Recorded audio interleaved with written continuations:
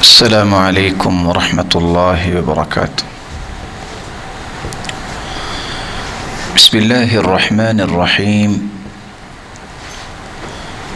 الحمد للہ رب العالمین وبہ نستعین والصلاة والسلام علی امام غر المیامین وعلى آلہ وصحبہ ومن تبعهم بإحسان إلى يوم الدين، أما بعد، فأعوذ بالله من الشيطان الرجيم وأنزلنا إليك الذكر لتبين للناس ما نزل إليهم ولعلهم يتفكرون۔ قال سيد الفقهاء أمير المؤمنين في الحديث الإمام البخاري رحمه الله: حدثنا محمد بن كثير عن سفيان عن هشام عن عروة عن زينب بنت أم سلمة عن أم سلمة عن النبي صلى الله عليه وسلم قال: إنما أنا بشر وإنكم تختصمون إلي ولعل بعضكم أن يكون ألحن بحجته من بعض وأقضي له على نحو ما أسمع، فمن قضيت له من حق أخيه شيئا فلا يأخذ فإنما أقطع له قطعة من النار۔ آپ تشریف رکھے وہاں نا۔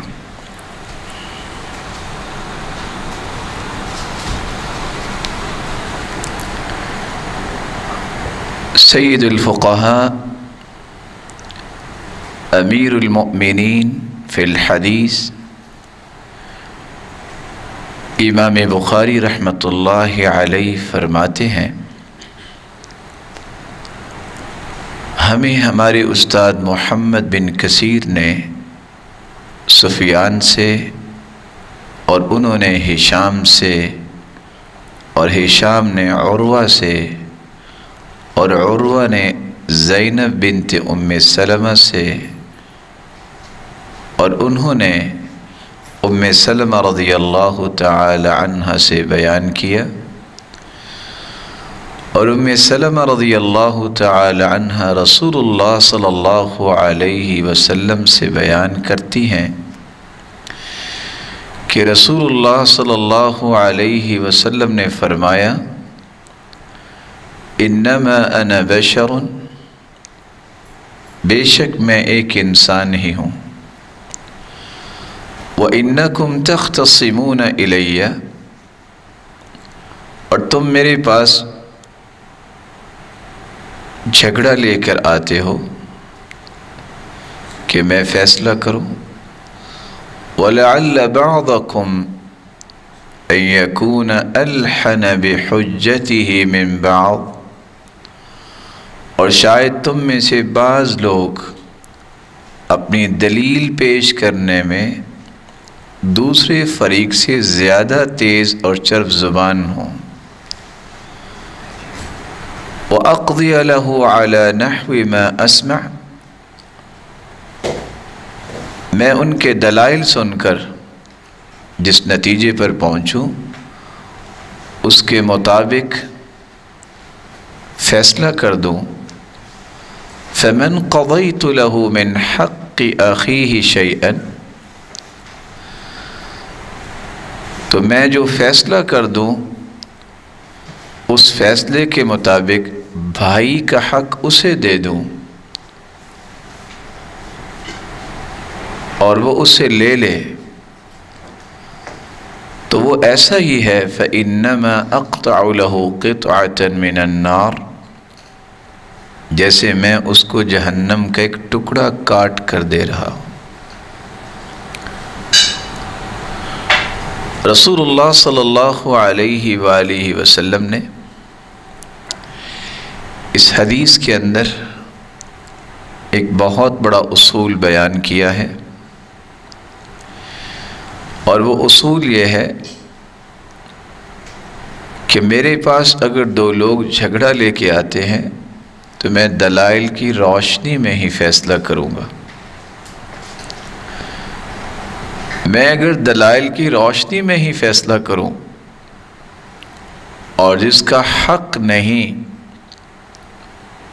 اس کے بارے میں فیصلہ کر دوں تو پھر بھی اسے میرے فیصلے کے باوجود بھی بھائی کا حق نہیں مارنا چاہیے، فلا یأخذ، اسے وہ حق نہیں لینا چاہیے، فإنما أقطع له قطعة من النار، میرے فیصلے کے باوجود بھی اگر وہ اپنے بھائی کا مال ہتھیا لیتا ہے تو وہ گویا کہ میں اسے جہنم کا ٹکڑا ہی دے رہا ہوں۔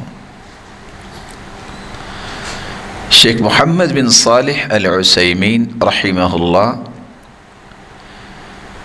اس حدیث کی روشنی میں فرماتے ہیں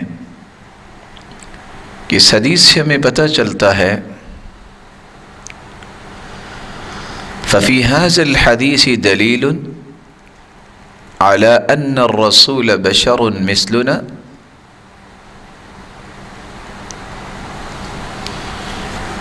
اس حدیث میں اس بات کی دلیل ہے کہ رسول اللہ صلی اللہ علیہ وسلم بشر تھے، جیسا کہ ہم انسان ہیں، وہ بھی تمام انسانیت سے اعلیٰ اور افضل انسان ہی تھے۔ لیس ملکا من الملائکہ بل هو بشر يعتريه ما يعتري البشر بمقتضى الطبیعت البشریہ، وہ فرشتے نہیں تھے بلکہ انسان تھے، اور انسان ہونے کے ناطے سے جو انسانی ضروریات ہیں فهو يجوع ويعطش ويبرد ويحتر وينام ويستيقظ ويأكل ويشرب، جس طرح انسان کو بھوک لگتی ہے، پیاس لگتی ہے، سردی محسوس ہوتی ہے، وہ سوتا ہے، بیدار ہوتا ہے، وہ کھاتا ہے اور پیتا ہے، اسی طرح رسول اللہ صلی اللہ علیہ وسلم بھی تناول فرمایا کرتے، وہ پانی پیا کرتے، وہ آرام بھی فرمایا کرتے، وہ نیند کے بعد بیدار بھی ہوا کرتے۔ آپ صلی اللہ علیہ وسلم کو اسی طرح سردی اور گرمی کا احساس بھی ہوتا۔ وَهَكَذَا أَمَرَهُ اللَّهُ عَزَّ وَجَلَّ أَن يُعْلِنَ لِلْمَلَإِ فَيَقُولُ، اس لیے اللہ عز و جلال نے اپنے پیغمبر کو حکم دیا کہ آپ دنیا کائنات کے لیے خود اعلان فرمائیے، قُلْ إِنَّمَا أَنَا بَشَرٌ مِثْلُكُمْ يُوحَى إِلَيَّ أَنَّمَا إِلَٰهُكُمْ إِلَٰهٌ وَاحِدٌ، آپ فرما دیجئے میں بھی تمہاری طرح ایک بشر ہوں، فرق یہ ہے میری طرف وحی کا نزول ہوتا ہے، اور وحی یہ ہے کہ تمہارا الہ صرف ایک ہی الہ ہے، ایک ہی معبود برحق ہے۔ اس وحی کے نزول میں اور انبیاء بھی شریک ہیں، لیکن اس کے باوجود کہ 1,24,000 پیغمبر آئے، تمام انبیاء اور پیغمبروں سے اعلیٰ ہستی خاتم النبیین محمد الرسول اللہ صلی اللہ علیہ وسلم ہے۔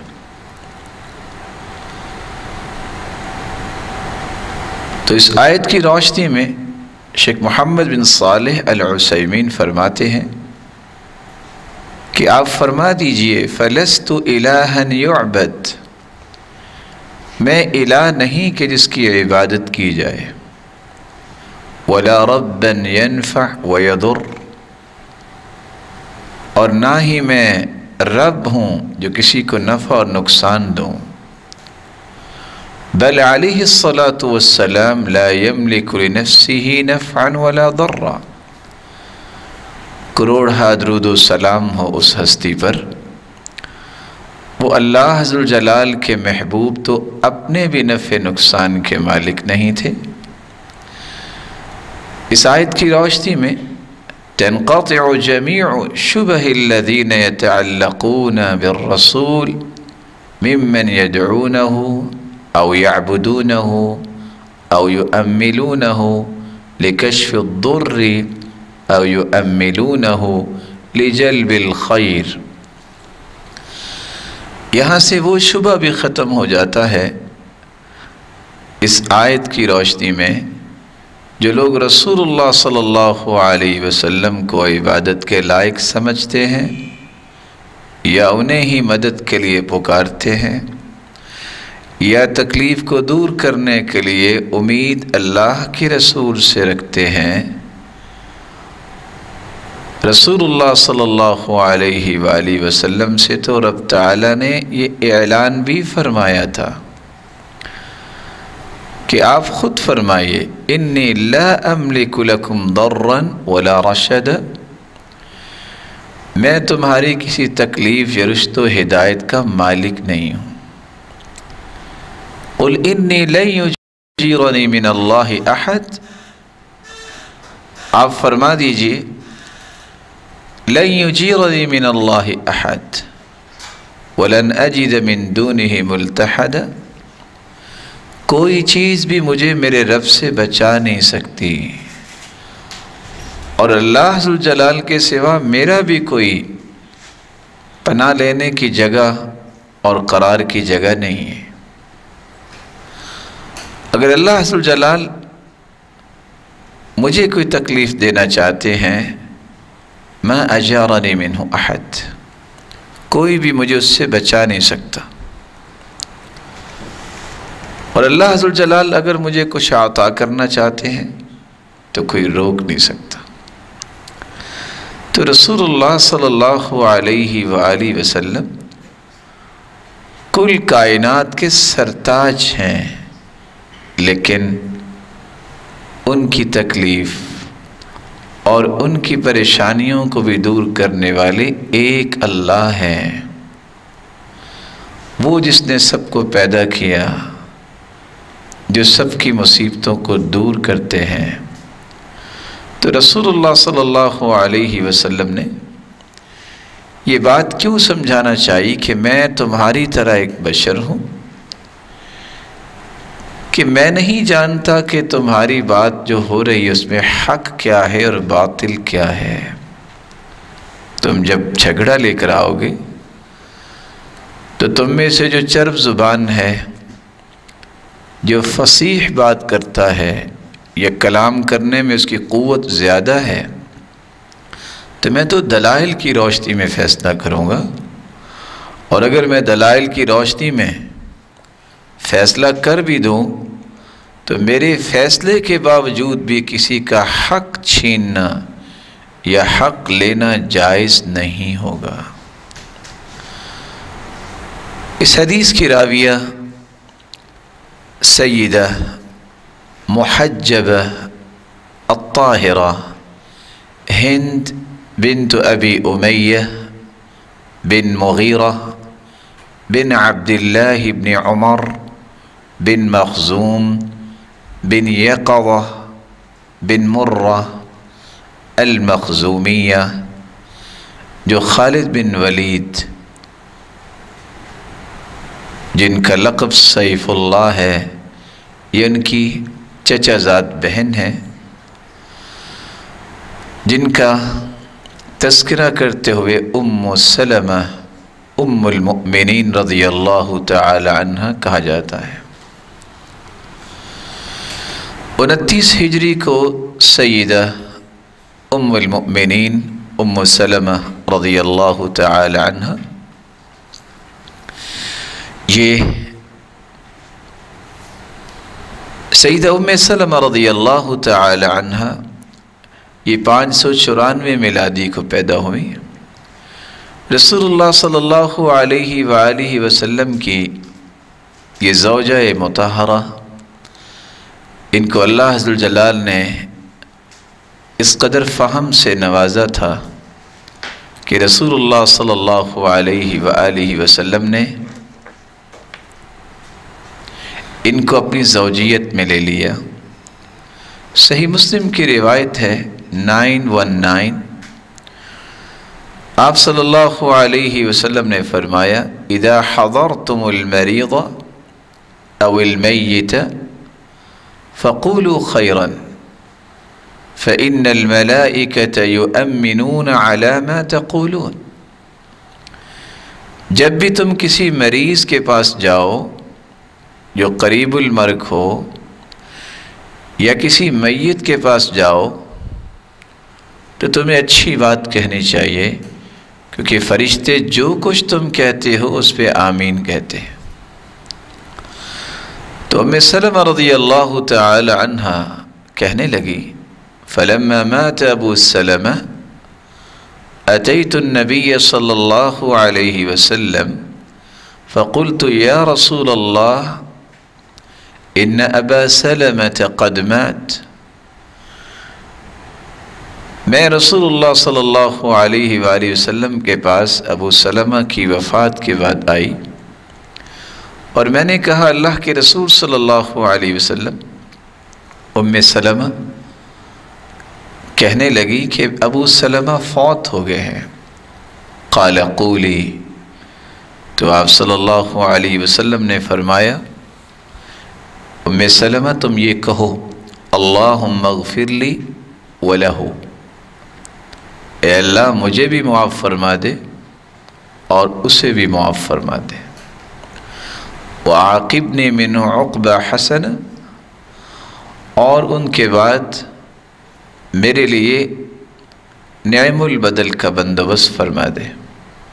قالت فعاقبنی ابدلنی اللہ من هو خیر لی منہ محمد صلی اللہ علیہ وسلم۔ تو ام سلمہ رضی اللہ تعالی عنہ فرماتی ہیں میں نے کہا فعاقبنی، کہ اللہ عز وجل کیسے نعم البدل عطا کریں گے؟ تو کیسا نعم البدل عطا کیا؟ رسول اللہ صلی اللہ علیہ وآلہ وسلم نے عدت کے بعد نکاح کا پیغام بھجوایا، اور رسول اللہ صلی اللہ علیہ وسلم سے ان کی شادی ہو گئی۔ مومنوں کی ماں ام سلمہ رضی اللہ تعالی عنہ وہ خود فرماتی ہیں کہ رسول اللہ صلی اللہ علیہ وآلہ وسلم نے یہ فرمایا تھا انہ لا تصیب احدا مصیبۃ فیسترجع عند ذلك ثم یقول، جب بھی کسی کو کوئی مصیبت آتی ہے اور وہ مصیبت کے وقت استرجاع کرتا ہے، کیا کہتا ہے؟ انا للہ و انا الیہ راجعون، اور پھر اس کے بعد یہ کہے اللہم عندک احتسب مصیبتی ہذہ اللہم اخلفنی منہا بخیر منہا الا اعطاہ اللہ عز وجل۔ اے اللہ اس مصیبت کے وقت مجھے اجر اور ثواب سے محروم نہ کرنا، اور مجھے اس مصیبت کے بعد اچھا بدلہ دینا، تو اللہ عز وجل اسے عطا کر دیتے۔ ام سلمہ رضی اللہ تعالی عنہ فرماتی ہیں جب ابو سلمہ فوت ہو گئے تو میں نے یہ کلمات کہے وَلَمْ تَطِبْ نَفْسِي أَنْ أَقُولْ اللَّهُمَّ أَخْلِفْنِي مِنْهَا بِخَيْرٍ مِنْهَا، لیکن میرا دل نہیں مانا کہ میں کہوں کہ اس سے اچھا مجھے دے دے، کیونکہ میں سمجھتی تھی کہ من خیر من ابی سلمہ الیس ولیس، وہ تو اس طرح نیک انسان تھا، اس سے اچھا کون ہو سکتا ہے؟ فلما انقضت عدتها ارسل الیہا رسول اللہ صلی اللہ علیہ وسلم یخطبها۔ جو ہی عدت ختم ہوئی تو رسول اللہ صلی اللہ علیہ وآلہ وسلم نے نکاح کا پیغام بھجوا دیا۔ جب یہ پیغام پہنچا تو کہنے لگی مرحبا برسول اللہ صلی اللہ علیہ وسلم، میں خوش آمدید کہتی ہوں اللہ کے رسول کے پیغام کو، لیکن 3 باتیں ہیں جو میرے اندر موجود ہیں، میں ان کا حل کیسے کروں؟ ایک بات یہ ہے کہ میں بہت غیرت والی عورت ہوں، دوسری بات یہ ہے کہ میرا کوئی اس وقت میرے اولیاء میں سے کوئی نہیں ہے، ولی نہیں ہے، اور تیسری بات یہ ہے کہ میرے پاس ابھی چھوٹی بچی ہے۔ تو عمر رضی اللہ تعالی عنہ تشریف لائے اور آ کر رسول اللہ صلی اللہ علیہ وآلہ وسلم کو یہ پیغام سنایا، جس کے نتیجے میں رسول اللہ صلی اللہ علیہ وسلم نے رہنمائی دی، اور اس رہنمائی کی روشنی میں سیدہ ام سلمہ رضی اللہ تعالی عنہ کا رسول اللہ صلی اللہ علیہ وسلم سے نکاح ہوا۔ ام سلمہ رضی اللہ تعالی عنہ جہاں یہ رسول اللہ صلی اللہ علیہ وسلم کی زوجہ مطہرہ ہے، وہاں انتہائی غیرت مند عورت تھی، جس کا انہوں نے خود بھی اظہار کیا۔ سلسلہ صحیحہ کی روایت ہے 293، جس میں انہوں نے اپنی اس غیرت کا تذکرہ کیا، تو رسول اللہ صلی اللہ علیہ وآلہ وسلم نے ان کو رہنمائی دی، جس رہنمائی کی روشنی میں انہوں نے نکاح کے لیے اس پیغام کو قبول کر لیا۔ اللہ تعالیٰ کی طرف سے ہی یہ خصوصیت کسی کو عطا کی جاتی ہے، انتہا درجے کی حیا والی عورت تھی۔ صحیح بخاری کی روایت ہے 130، جاءت ام سلیم الى رسول اللہ صلی اللہ علیہ وسلم، ام سلیم رضی اللہ تعالی عنہ رسول اللہ صلی اللہ علیہ وسلم کے پاس تشریف لائیں، فقالت یا رسول اللہ ان اللہ لا يستحيي من الحق فهل على المرأة من غسل اذا احتلمت۔ اے اللہ کے پیغمبر، بلا شبہ اللہ حق کو بیان کرنے سے حیا نہیں کرتے، کیا عورت کو جب احتلام ہو تو کیا اس پر بھی غسل واجب ہے؟ قال النبی صلی اللہ علیہ وسلم، تو رسول اللہ صلی اللہ علیہ وسلم نے فرمایا اذا رأت الماء، جب وہ پانی کو دیکھ لے، فغطت ام سلمہ تعنی وجہها وقالت یا رسول اللہ او تحتلم المرأة، تو ام سلمہ رضی اللہ تعالی عنہ اس قدر حیا والی تھی کہ انہوں نے اپنے چہرے کو ڈھانپ لیا یہ بات سن کر، اور سوال کرنے لگی اے اللہ کے پیارے پیغمبر، او تحتلم المرأة، کیا عورت کے ساتھ بھی ایسا ہوتا ہے؟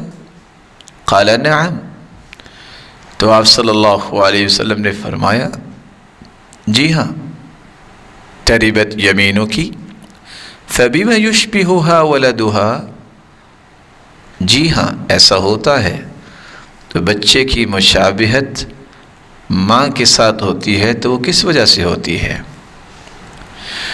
رسول اللہ صلی اللہ علیہ وآلہ وسلم کی زوجہ مطہرہ انتہائی حیا والی اور غیرت والی یہ بیوی، ان کا چوتھا وصف بھی بڑا عجیب ہے، ان کو اللہ نے بہت حکمت و دانائی سے نوازا تھا۔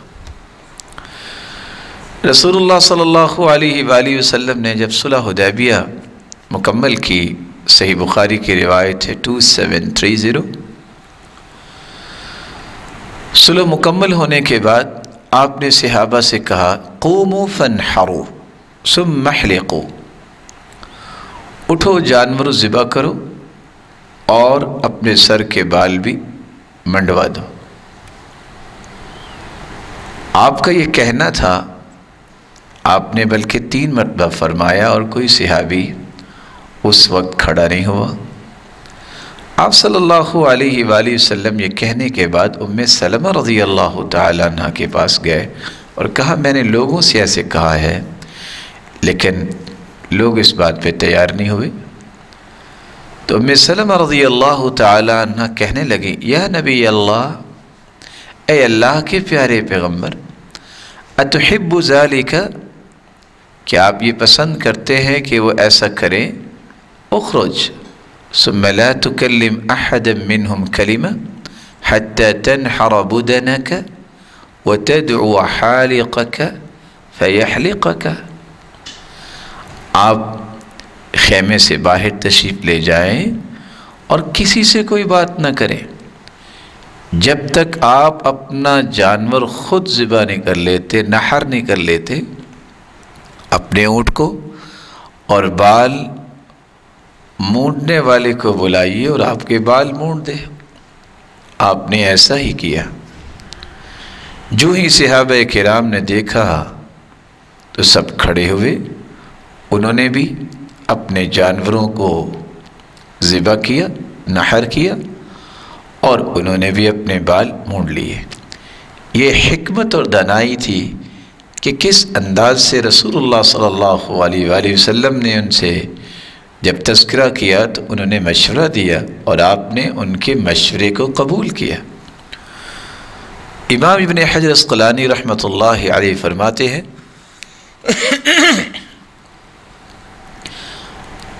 وإشارتها على النبي صلى الله عليه وسلم يوم الحديبية تدل على وفور عقلها وصواب رأيها۔ سیدہ ام سلمہ رضی اللہ تعالی عنہ کا یہ مشورہ حدیبیہ کے دن ان کی بہت بڑی عقل اور ان کی رائے کی پختگی پر ایک بہت بڑی دلیل ہے۔ یہاں یہ بات بھی ثابت ہوئی، کچھ لوگوں کا کہنا ہے کہ عورتوں سے مشورہ کرنا ہی نہیں چاہیے، ان کا مشورہ درست نہیں ہوتا، اور کچھ لوگ کہتے ہیں کہ مشورہ کر لیا کرو، شاورہن وخالفہن، مشورہ کر لو لیکن ان کی مخالفت ہی کیا کرو۔ یہ دونوں باتیں لوگوں کی گھڑی ہوئی ہیں جس میں کوئی حقیقت نہیں۔ مشورہ عورت بھی اچھا دے سکتی ہے اگر اس کو اللہ نے نیکی اور صالحیت عطا کی ہے۔ خود رسول اللہ صلی اللہ علیہ وسلم نے اپنی بیوی کا مشورہ قبول کیا ہے۔ رسول اللہ صلی اللہ علیہ وآلہ وسلم کی زوجہ مطہرہ ام سلمہ رضی اللہ تعالی عنہ، ان کو اللہ تعالیٰ نے بہت ہی بلند عقل سے نوازا تھا۔ ان کے سوالات کی روشنی میں اللہ عز و جلال قرآن کو اتار دیا کرتے ہیں۔ جامع الترمذی کی روایت ہے 3022، ام سلمہ رضی اللہ تعالی عنہ رسول اللہ صلی اللہ علیہ وسلم کے پاس تشریف لائیں اور کہنے لگی یغزو الرجال ولا یغزو النساء وانما لنا نصف المیراث، مرد جہاد کرتے ہیں اور عورتیں جہاد نہیں کرتی، تو فضیلت تو مرد لے گئے اور ہمیں وراثت بھی آدھی ملی ہے۔ تو اللہ عز و جلال نے یہ قرآن نازل کر دیا وَلَا تَتَمَنَّوْا مَا فَضَّلَ اللَّهُ بِهِ بَعْضَكُمْ عَلَى بَعْضٍ، اس بات کی تمنا نہ کیا کرو جو اللہ عز و جلال نے فضیلت دے دی ہے بعض کو بعض پر۔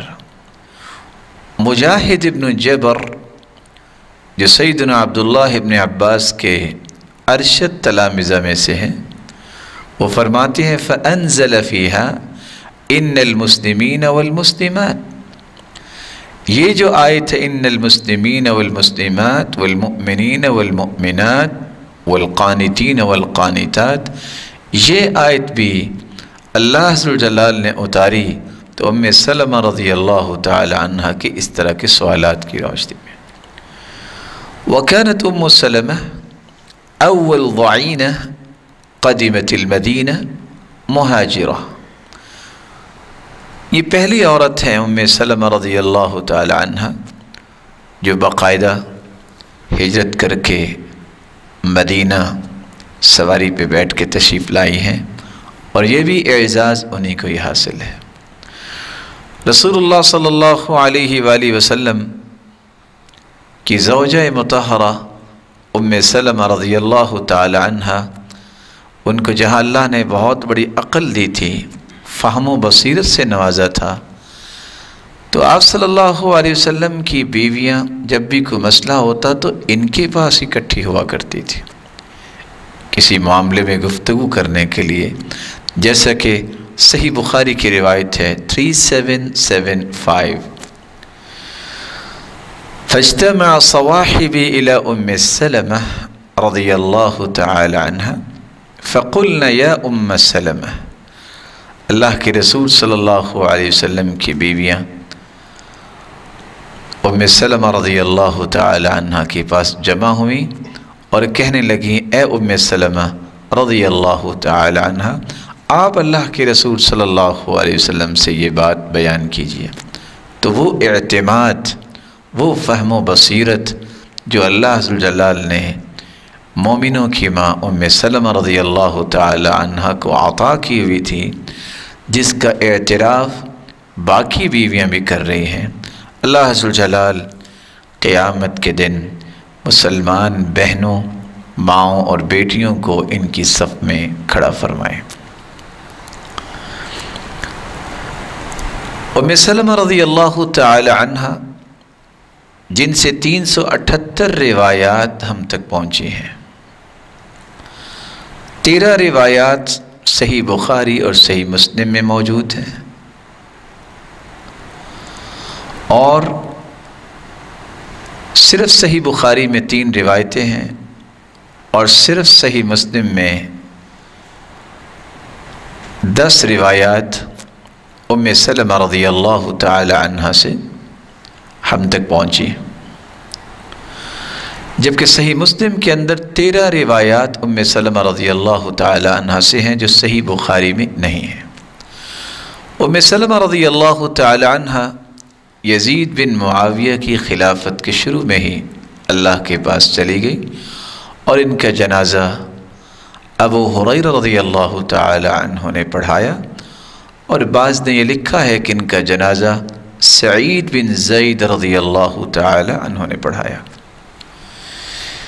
یہ روایت جس کی راویہ ام سلمہ رضی اللہ تعالی عنہ ہے، یہ صحیح بخاری میں ہے، صحیح مسلم میں ہے، سنن الصغریٰ میں ہے، اور السنن الکبریٰ میں ہے، معجم الکبیر اور المعجم الاوسط دونوں کتابوں میں ہے، اور موطأ امام مالک میں ہے، سنن ابی داود، سنن النسائی، سنن ابن ماجہ اور جامع الترمذی اور صحیح ابن حبان اور مسند ابی یعلا اور مسند امام احمد میں بھی یہ روایت موجود ہے۔ اس حدیث کی روشنی میں ہمیں 4 باتیں سمجھ میں آتی ہیں جن کے متعلق ہم کچھ تفصیل سے بیان کریں گے۔ سب سے پہلی بات جو اس حدیث کی روشنی میں ہمیں سمجھ آتی ہے، رسول اللہ صلی اللہ علیہ وسلم کی بشریت اور عبدیت،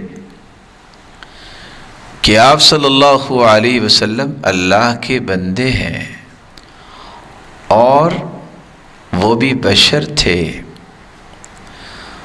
خود قرآن مجید میں اللہ عز و جلال نے اپنے پیغمبر سے یہ اعلان کروایا، جیسا کہ سورۃ الکہف میں ہے 110۔ اللہ عز و جلال فرماتے ہیں قُلْ إِنَّمَا أَنَا بَشَرٌ مِثْلُكُمْ يُوحَىٰ إِلَيَّ أنما إلهكم إله واحد فمن كان يرجو لقاء ربه فليعمل عملا صالحا ولا يشرك بعبادة ربه أحدا قل إنما أنا بشر مثلكم، اے پیغمبر ان لوگوں سے کہہ دیجئے انما انا بشر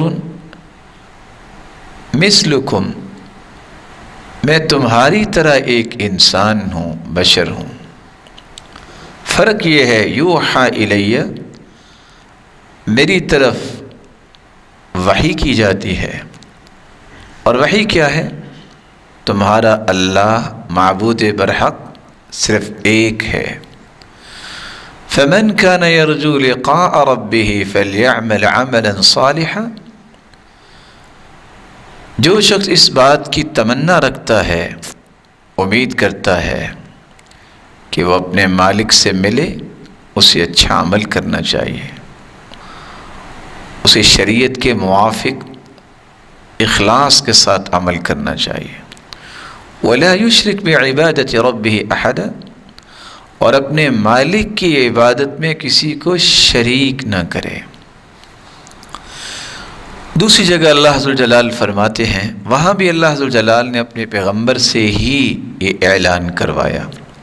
سورۃ فصلت آیت نمبر ہے 6، قل انما انا بشر مثلكم يوحى الي انما الهكم اله واحد فاستقیموا الیہ واستغفروہ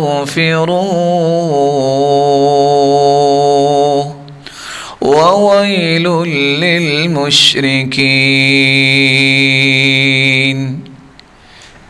اے پیغمبر ان کافروں سے کہہ دیجئے انما انا بشر مثلکم،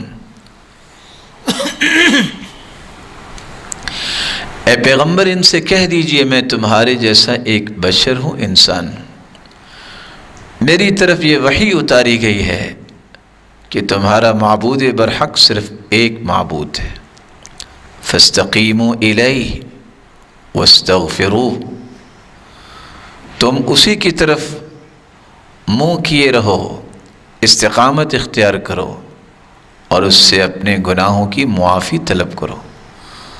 وویل للمشرکین، اور مشرکوں کے لیے تو خرابی ہے، بربادی ہے، تباہی ہے۔ اور ایک تیسری جگہ اللہ عز و جلال نے قرآن مجید میں اس بات کا تذکرہ کیا، یہ سورۃ الاسراء ہے، آیت کا نمبر 90 اور 93، وَقَالُوا لَن نُؤْمِنَ لَكَ حَتَّى تَفْجُرَ لَنَا مِنَ الْأَرْضِ يَنبُوعًا أَوْ تَكُونَ لَكَ جَنَّةٌ مِّن نَخِيلٍ وَعِنَبٍ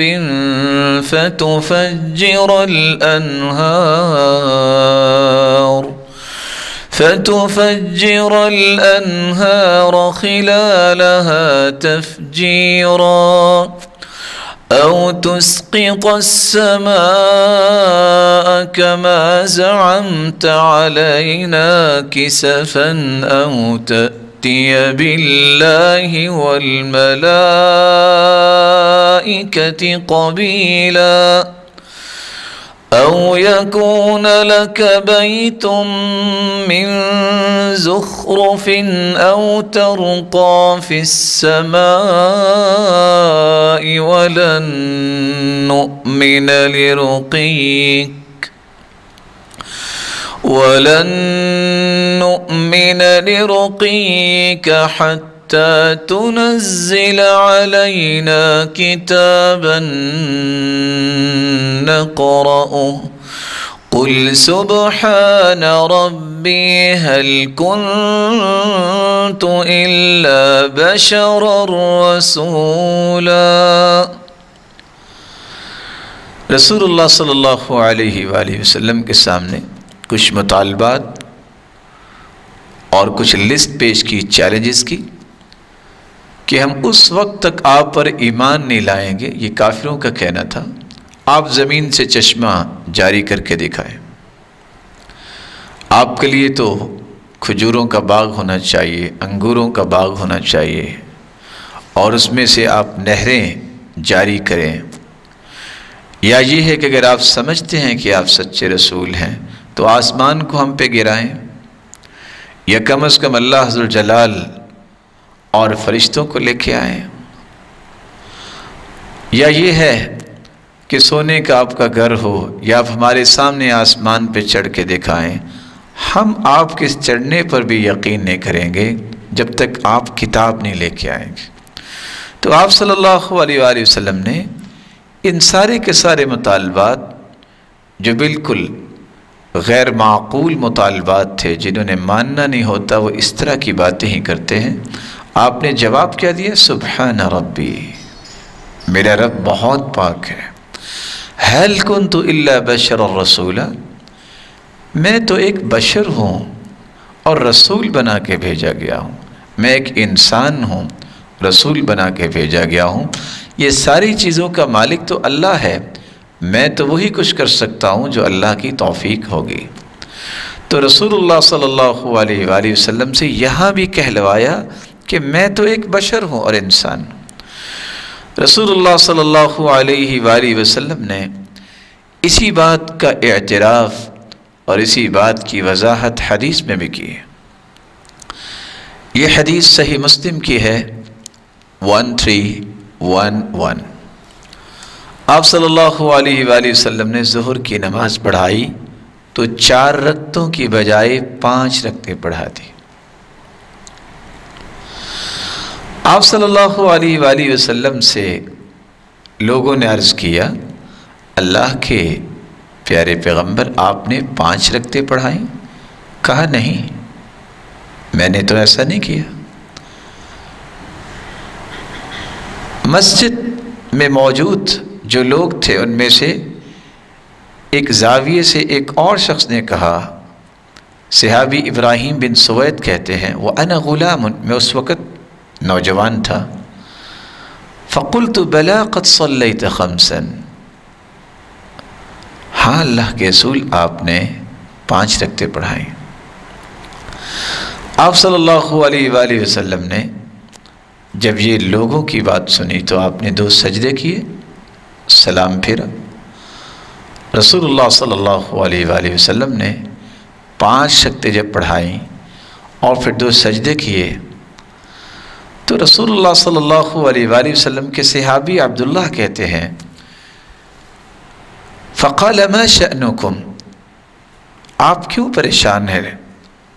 تو لوگوں نے کہا، اللہ کے رسول پریشانی یہ ہے، هل زید فی الصلاة، کیا نماز میں کوئی اضافہ ہو گیا ہے؟ قال لا، اضافہ تو نہیں ہوا، 4 رکعتیں۔ کہا تو پھر آپ نے تو 5 پڑھائی ہیں۔ تو آپ صلی اللہ علیہ وآلہ وسلم نے 2 سجدے کیے اور سلام پھیرا، پھر آپ نے یہ لفظ بولے، انما انا بشر مثلکم انسا کما تنسون، میں بھی تمہارے جیسا بشر اور انسان ہوں، میں بھی بھول جاتا ہوں جیسے تم بھول جاتے ہو۔ فَإِذَا نَسِيَ أَحَدُكُمْ فَلْيَسْجُدْ سَجْدَتَيْن، جب تم میں سے بھی کوئی بھول جائے تو اسے چاہیے کہ 2 سجدے کرے۔ رسول اللہ صلی اللہ علیہ وآلہ وسلم جو اللہ ذوالجلال کے وہ پیغمبر ہیں جو پوری کائنات سے اعلیٰ ہیں، جب انہوں نے ہرقل کو خط لکھا تھا تو وہاں بھی یہ الفاظ لکھے تھے، صحیح بخاری کی روایت ہے، حدیث نمبر 7، من محمد عبد اللہ ورسولہ الی ہرقل عظیم الروم۔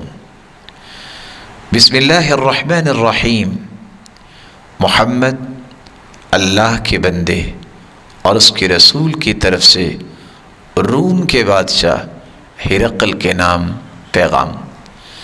تو آپ صلی اللہ علیہ وآلہ وسلم نے اس خط میں بھی عبدیت کا تذکرہ کیا، اور خود قرآن کہتا ہے سبحان الذی اسری بعبدی، پاک ہے وہ ذات جس نے اپنے بندے محمد مصطفیٰ صلی اللہ علیہ وآلہ وسلم کو معراج کی سیر کروائی۔ ارأیت الذی ینہی عبدا اذا صلی، تو نے دیکھا جب ایک بندہ یعنی رسول اللہ صلی اللہ علیہ وسلم نماز پڑھے، الذی ینہی، اور اس نماز سے روکنے والا بھی دشمن موجود تھا۔ وہ کون تھا؟ عبدا اذا صلی، وہ رسول اللہ صلی اللہ علیہ وآلہ وسلم تھے۔ اور رسول اللہ صلی اللہ علیہ وآلہ وسلم کی زوجہ مطہرہ سیدہ عائشہ رضی اللہ تعالی عنہ فرماتی ہیں، اور یہ روایت سلسلہ صحیحہ کی ہے 671، سئلت ما كان رسول اللہ صلی اللہ علیہ وسلم يعمل فی بیتی، مجھ سے سوال کیا گیا کہ اللہ کے رسول گھر میں کیا کام کیا کرتے؟ قالت كان بشرا من البشر، تو سیدہ عائشہ رضی اللہ تعالی عنہ فرمانے لگی وہ بھی انسانوں میں سے ایک انسان تھے، یفلی ثوبہ ویحلب شأتہ ویخدم نفسہ، وہ اپنے کپڑے کو خود بہتر بنا لیتے اور بکری کا دودھ بھی خود دھو لیا کرتے اور اپنا کام خود بھی کر لیا کرتے تھے۔ رسول اللہ صلی اللہ علیہ وآلہ وسلم نے یہاں تک فرمایا تھا لا تطرونی کما اطرت النصارى ابن مریم، لوگوں مجھے اس طرح بڑھاؤ چڑھاؤ نہیں جس طرح عیسائیوں نے عیسیٰ بن مریم کو بڑھا چڑھا کے اللہ کا بیٹا بنا دیا۔ فإنما أنا عبد فقولوا عبد اللہ ورسولہ، صحیح بخاری کی یہ روایت 3445، اس میں آخری الفاظ یہ ہے میں تو اس کا بندہ ہوں، اس لیے مجھے عبد اللہ ورسولہ، اللہ کا بندہ اور اللہ کا رسول ہی کہا کرو۔ سیدہ عائشہ رضی اللہ تعالی عنہ سے مروی ہے رسول اللہ صلی اللہ علیہ وسلم نے فرمایا، اور یہ روایت سلسلہ صحیحہ کی ہے 458، خلقت الملائکۃ من نور، اللہ نے فرشتوں کو نور سے پیدا کیا ہے، فرشتے نور سے پیدا کیے گئے۔ وخلق ابلیس من نار، اور ابلیس کو آگ سے پیدا کیا گیا۔ وخلق آدم علیہ السلام مما قد وصف لکم، اور آدم علیہ السلام کو اس چیز سے پیدا کیا گیا جس کا وصف قرآن مجید میں بیان کیا گیا ہے۔ شیخ البانی رحمۃ اللہ علیہ فرماتے ہیں اس حدیث کی روشنی میں فیہ اشارۃ الى بطلان الحدیث المشہور على ألسنة الناس اول ما خلق اللہ نور نبیک یا جابر، اس حدیث سے پتہ چلتا ہے کہ وہ حدیث، وہ بات جو لوگوں کی زبانوں پر معروف ہے، اول ما خلق اللہ نور نبیک یا جابر، اے جابر سب سے پہلے اللہ ذوالجلال نے تیرے نبی کا نور بنایا، یہ باطل حدیث ہے جس کا کوئی ثبوت نہیں ہے۔ رسول اللہ صلی اللہ علیہ وسلم نے فرمایا تھا کہ اللہ ذوالجلال نے فرشتوں کو نور سے پیدا کیا اور آدم کو تو مٹی سے پیدا کیا اور شیطان کو آگ سے پیدا کیا۔ اللہ کے رسول صلی اللہ علیہ وآلہ وسلم کے متعلق یہ لفظ بولنا کہ وہ نور سے پیدا کیے گئے، یہ نہ تو قرآن سے ثابت ہے اور نہ کسی حدیث سے ثابت ہے۔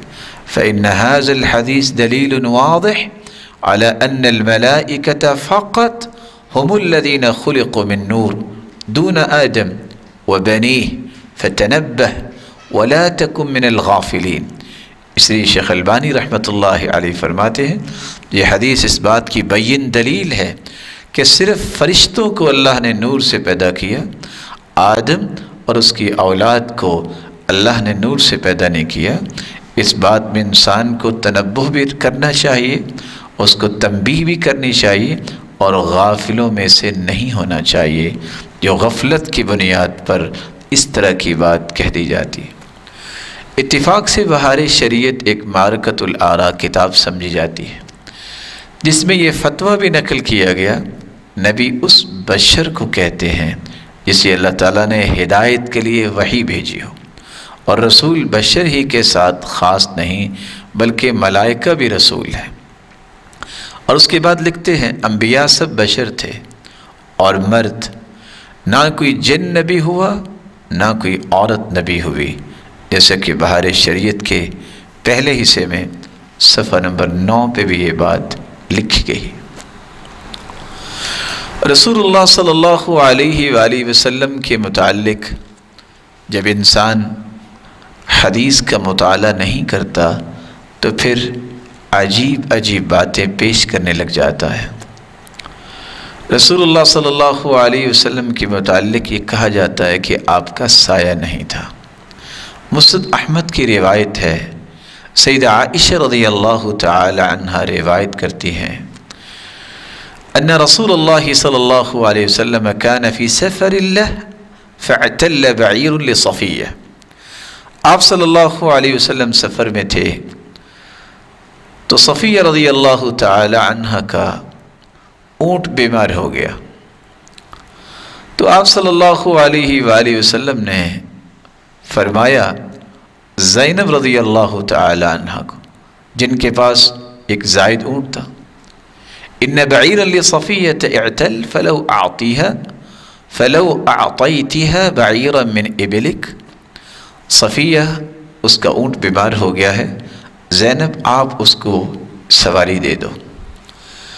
رسول اللہ صلی اللہ علیہ وآلہ وسلم نے فرمایا، سیدہ زینب رضی اللہ تعالی عنہ نے جواب دیا، نتیجتاً رسول اللہ صلی اللہ علیہ وآلہ وسلم نے ذی الحجہ محرم 2 مہینے یا 3 مہینے آپ ان کے پاس نہیں گئے، اور حدیث کے آخر میں فبینما انا یوما بنصف النہار اذا انا بظل رسول اللہ صلی اللہ علیہ وسلم مقبل، اس دوران کہ دن کے بالکل درمیان یعنی ظہر کے وقت میں نے دیکھا کہ رسول اللہ صلی اللہ علیہ وآلہ وسلم، ان کا سایہ میں نے دیکھا، وہ تشریف لا رہے تھے، تو رسول اللہ صلی اللہ علیہ وآلہ وسلم کا بھی سایہ تھا۔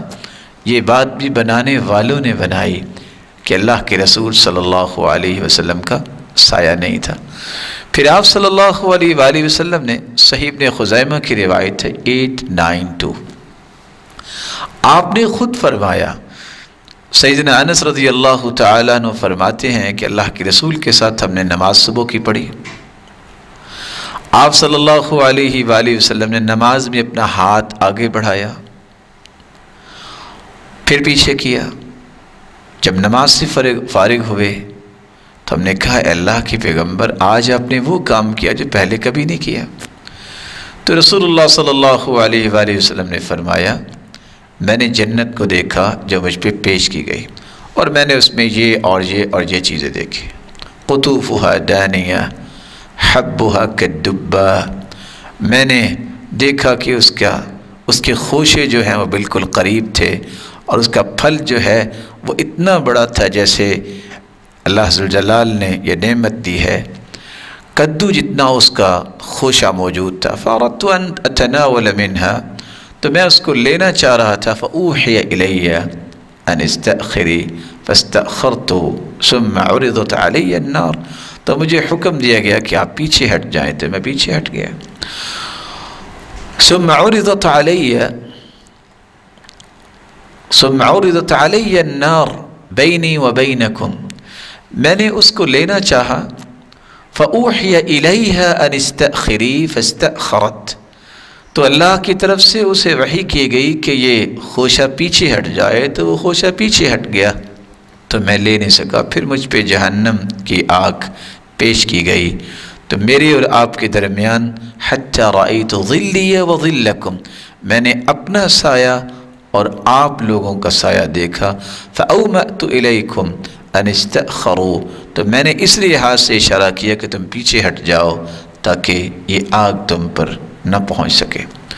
فأوحی الی ان اقرہم فإنک اسلمت واسلموا وہاجرت وہاجروا وجاہدت وجاہدوا فلم ار لی علیکم فضلا الا بالنبوہ، تو مجھے یہ وحی کی گئی کہ آپ ان کا اقرار قبول کر لو، انہوں نے بھی اسلام کو قبول کیا، جیسا کہ آپ کو اللہ ذوالجلال نے پوری کائنات کا سرتاج بنایا، انہوں نے بھی آپ کے ساتھ ہجرت کی، انہوں نے بھی جہاد کیا، نبوت کے سوا کوئی فضیلت میری آپ پر نہیں ہے۔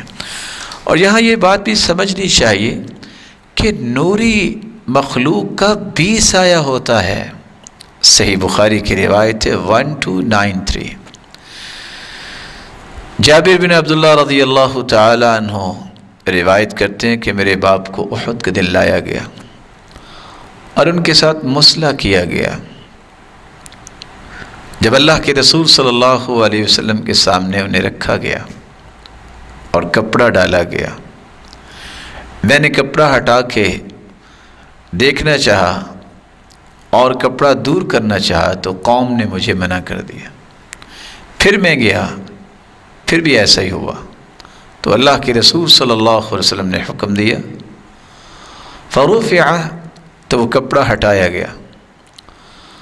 رسول اللہ صلی اللہ علیہ وآلہ وسلم نے جب رونے کی آواز سنی تو آپ نے فرمایا فلم تبکی او لا تبکی فما زالت الملائکۃ تظلہ بأجنحتها حتی رفع، تم اس پہ رو یا نہ رہو، فرشتوں نے سایہ کیا ہوا ہے اپنے پروں کے ساتھ حتی رفع، جب تک اس کی میت کو اٹھا کے دفنا نہیں دیا جاتا۔ تو فرشتوں کا بھی سایہ ہوتا ہے، نوری مخلوق کا بھی، تو لوگوں کو راستہ صحیح دینا چاہیے۔ اور فرق کیا پڑتا ہے رسول اکرم صلی اللہ علیہ وآلہ وسلم کو ان القابات سے نوازنے کا، جب ہم کہیں گے کہ وہ اللہ کے پیارے رسول تھے اور آدم علیہ السلام کی اولاد میں سے ہیں، تو پوری نوری مخلوق نے آدم کو سجدہ کیا تھا، اس کی اولاد ہے رسول اللہ صلی اللہ علیہ وآلہ وسلم، اور قرآن کا بیان ہے اور حدیثیں اس بات پہ دلالت کرتی ہیں۔ اگر ہم یہ کہہ دیں کہ وہ نوری ہیں اور وہ نور سے پیدا کیے گئے ہیں تو یہ قرآن مجید کی تمام آیات کی سراسر مخالفت ہوگی اور احادیث کی مخالفت ہوگی، اور نوری مخلوق کو اللہ نے اولاد سے نہیں نوازا، نہ ان کو کھانے پینے کی حاجت ہوتی ہے، تو پھر رسول اللہ صلی اللہ علیہ وآلہ وسلم کی بیٹی فاطمہ رضی اللہ تعالی عنہ کو ہم کیسے ثابت کریں گے؟ کیسے اللہ ذوالجلال نے ان کو اولاد سے نوازا؟ رسول اللہ صلی اللہ علیہ وسلم کھایا بھی کرتے تھے اور آپ پیا بھی کرتے تھے، تو یہ ساری چیزوں کو ہم کیسے ثابت کر پائیں گے؟ ہمیں وہی بات کرنی چاہیے جو اللہ ذوالجلال نے قرآن میں بیان کر دی اور جس کا تذکرہ خود رسول اللہ صلی اللہ علیہ وسلم نے کیا ہے۔ اور یہاں یہ بات بھی یاد رہنی چاہیے کہ انبیاء کو جو اللہ نے خصوصیت دی ہوتی ہے تمام بشریت کے مقابلے میں، وہ 7 طرح کی خصوصیت ہے۔ انسانوں میں سے صرف انبیاء پہ وحی نازل ہوتی ہے، اِنَّا أَوْحَيْنَا إِلَيْكَ كَمَا أَوْحَيْنَا إِلَى نُوحٍ وَالنَّبِيِّينَ مِن بَعْدِهِ۔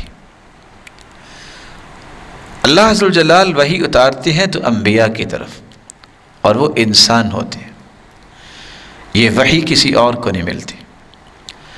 دوسری خصوصیت العصمہ، اللہ پیغمبروں کو معصوم عن الخطا بناتے ہیں، ان سے کوئی گناہ سرزد نہیں ہوتا، وہ معصوم ہوتے ہیں۔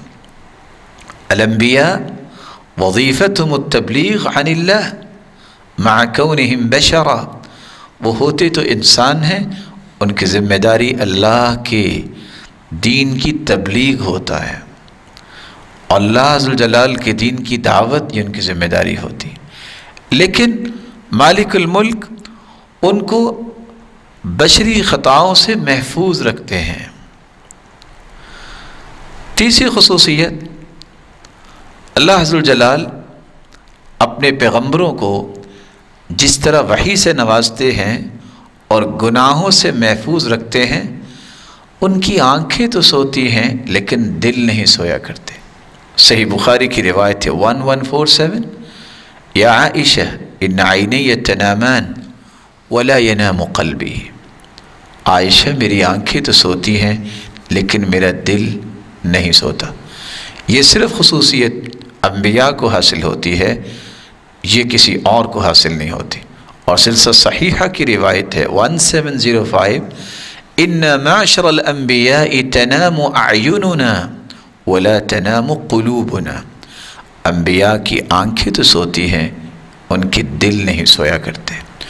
چوتھی خصوصیت جو انسانوں میں سے صرف انبیاء کو حاصل ہوتی ہے، موت کے وقت کسی انسان کو اختیار نہیں ہے، لیکن جب اللہ اپنے پیغمبروں کو اپنے پاس بلانا چاہتے ہیں تو اختیار دیتے ہیں اپنے پیغمبر کو۔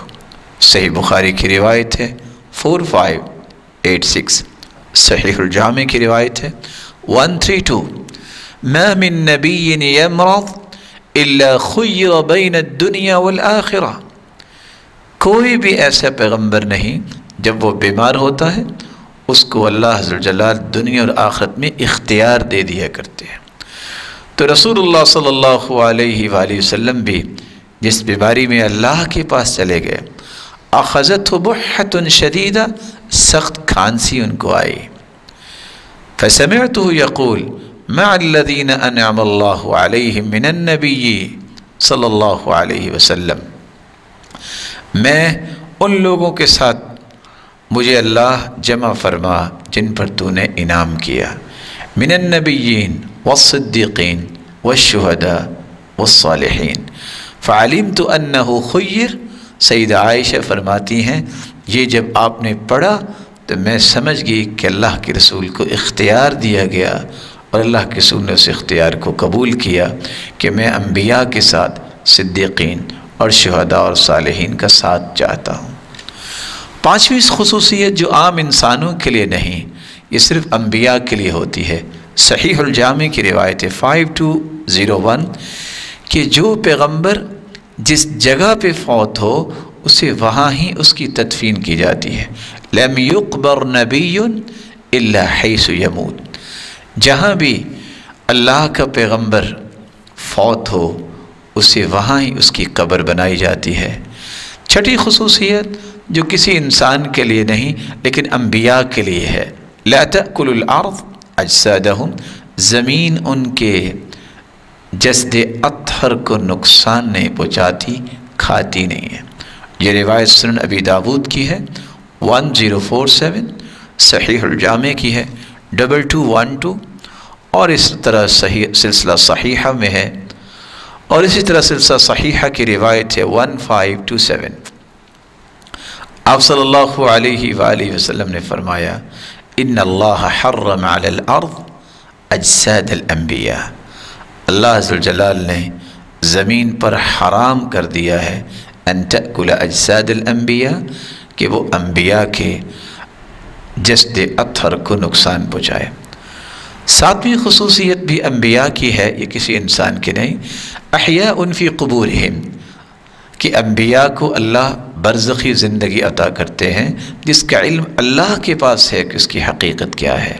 صحیح الجامع کی روایت ہے 2790، سلسلہ صحیحہ 621، انس رضی اللہ تعالی عنہ روایت کرتے ہیں الانبیاء احیاء فی قبورہم یصلون، رسول اللہ صلی اللہ علیہ وسلم نے فرمایا انبیاء اپنی قبروں میں برزخی زندگی میں ہوتے ہیں اور وہ اللہ کی عبادت میں ہوتے ہیں۔ اور انس بن مالک رضی اللہ تعالیٰ عنہ کی روایت جو صحیح مسلم میں ہے 2375 اور سلسلہ صحیحہ میں ہے 2627، مررت على موسى ليلة أسري بي عند الكثيب الأحمر وهو قائم يصلي في قبره، رسول اکرم صلی اللہ علیہ وسلم نے فرمایا جب مجھے معراج کے لیے لے جایا گیا تو میں کسیب احمر کے پاس سے گزرا، میں نے دیکھا کہ اللہ کے پیغمبر موسیٰ علیہ السلام اپنی قبر میں نماز پڑھ رہے ہیں۔ کیسے؟ اللہ ذوالجلال نے ان کو دکھایا، اس کی حقیقت، اس کی کنہ کیا ہے، وہ اللہ ذوالجلال ہی جانتے ہیں۔ تو رسول اللہ صلی اللہ علیہ وآلہ وسلم پوری انسانیت، پوری بشریت کے سرتاج ہیں، اور انبیاء اور دیگر انسانوں کے درمیان یہ 7 چیزیں فرق کرتی ہیں، یہ وحی کا سلسلہ صرف انبیاء کے ساتھ ہوتا ہے، اور یہ ساری کی ساری خصوصیات جن کا تذکرہ آپ نے سنا، یہ صرف انبیاء کو حاصل ہے، کسی اور انسان کو حاصل نہیں ہوتی۔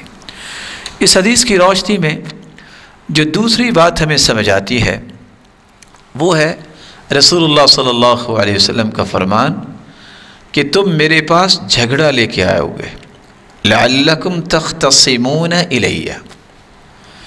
یہ خصومہ کس کو کہتے ہیں؟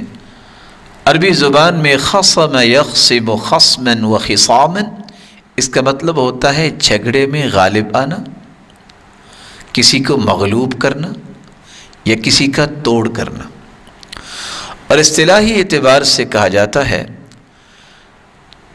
خصومہ کی تعریف علماء نے جیسے کی ہے، لجاج فی الکلام ہی لجاج فی الکلام لیستوفی بہ مالا او حقا مقصودا، کہ ایک انسان اپنی کلام میں اس طرح لجاجت پیدا کرتا ہے تاکہ مال اور اپنا حق وہ لے سکے، اس کے اوپر وہ دلائل دیتا ہے، اور اس دلائل کو اس انداز سے پیش کرتا ہے کہ کسی بھی طریقے سے یہ چیز مجھے مل سکے، اسے اپنے آپ کو کامیاب بنانے کے لیے الفاظ کا جوڑ توڑ کرنا پڑتا ہے اور اس کی تعبیرات میں فرق کرنا پڑتا ہے۔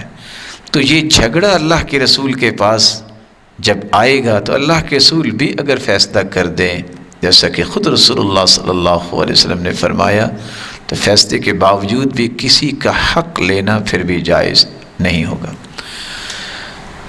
یہ لڑائی اور جھگڑا جس سے شریعت نے ویسے منع کیا ہے، خصومت سے رسول اللہ صلی اللہ علیہ وسلم نے منع بھی فرمایا ہے، اور اس کے نقصانات بھی ہیں۔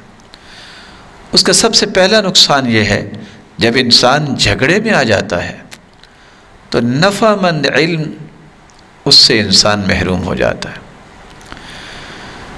یونس کہتے ہیں، کتب الی میمون بن مہران، میمون بن مہران نے میری طرف یہ بات لکھی، ایاک والخصومہ والجدال فی الدین، دین میں جھگڑا اور لڑائی نہ کرنا، ولا تجادلن عالما ولا جاہلا، نہ عالم سے جھگڑا کرنا نہ جاہل سے جھگڑنا۔ اما العالم فإنه يخزن عنك علمه، تم اگر عالم سے جھگڑا کرو گے وہ تمہیں علم سے محروم کر دے گا، تمہیں کوئی علم کی بات نہیں بتائے گا۔ ولا يبالي ما صنعت، اور جو تم کر رہے ہو اس کی پرواہ نہیں کرے گا وہ۔ وأما الجاهل فإنه يخشن بصدرك ولا يطيعك، جاہل سے تم جھگڑا کرو گے وہ تیری بات نہیں مانے گا، ہاں اپنے دل میں جو سختی اس کی ہوگی، جو اس کی زبان میں سختی ہوگی، اس کے نتیجے میں آپ کو پریشان کر دے گا، ایسی غلط باتیں کرے گا کہ آپ کو پریشانی اٹھانی پڑے گی۔ دوسرا نقصان اس جھگڑے کا یہ ہے، جھگڑا اصل میں گنہگار آدمی کی نشانی ہے، جو گناہ سے بچنے والا ہے وہ جھگڑے میں نہیں پڑتا۔ ابو درداء رضی اللہ تعالی عنہ کہا کرتے تھے، دارمی کی روایت ہے 293، لا تکون عالما حتی تکون متعلما، جب تک تم علم کو سیکھتے نہیں عالم نہیں بن سکتے، ولا تکون بالعلم عالما حتی تکون به عاملا، اور کبھی بھی تم سچے عالم نہیں بن سکتے جب تک عمل نہ کر لو۔ وَكَفَى بِكَ إِثْمًا أَلَّا تَزَالْ مُخَاصِمًا، اور گنہگار ہونے کے لیے اتنا ہی کافی ہے کہ تم جھگڑا کرنے والے ہو، وَكَفَى بِكَ اسْمًا أَلَّا تَزَالَ مُمَارِيًا، اور گنہگار ہونے کے اتنا ہی کافی ہے کہ تم کسی چیز میں شک کرنے والے ہو. وَكَفَى بِكَ كَاذِبًا أَلَّا تَزَالَ مُحْدِثًا فِي غَيْرِ ذَاتِ اللَّهِ، اور جھوٹا ہونے کے لیے اتنا ہی کافی ہے کہ تم اللہ ذوالجلال کے سوا کسی اور چیز کو ثابت کرنے میں اپنی صلاحیتوں کو صرف کر دو. جھگڑا یہ صرف گنہگار ہونے کی نشانی نہیں، ہر برائی کی جڑ بھی ہے. غزالی کہا کرتے تھے فَالْخُصُومَةُ مَبْدَأُ كُلِّ شَرٍ، جھگڑا ہر برائی کی جڑ ہے، اس لیے اس جڑ کے قریب نہیں جانا چاہیے. انسان کو اپنی زبان اور دل کی حفاظت کرنی چاہیے تاکہ یہ دل اور یہ زبان جھگڑے کی طرف نہ لے جائے. یہ جھگڑا ہی ایسی برائی ہے کہ یہ خیر و برکت سے انسان کو محروم کر دیتی ہے. کتنی خیر و برکت تھی. صحیح بخاری کی روایت 49، اللہ کے رسول کو لیلۃ القدر کے متعلق بتایا گیا. آپ صحابہ کو بتانے کے لیے آ رہے ہیں. فَتَلَاحَ فُلَانٌ وَفُلَانٌ، جب مسجد میں پہنچے تو دو لوگ جھگڑا کر رہے تھے. فَرُفِعَتْ، وہ جو اللہ کے رسول کو بتایا گیا کہ فلاں رات لیلۃ القدر کی ہے، وہ اللہ نے بھلا دیا، اٹھا لیا. پھر آپ نے فرمایا میں تو وہ بتانے آیا تھا لیکن اب اٹھا لیا گیا ہے، اب آپ کو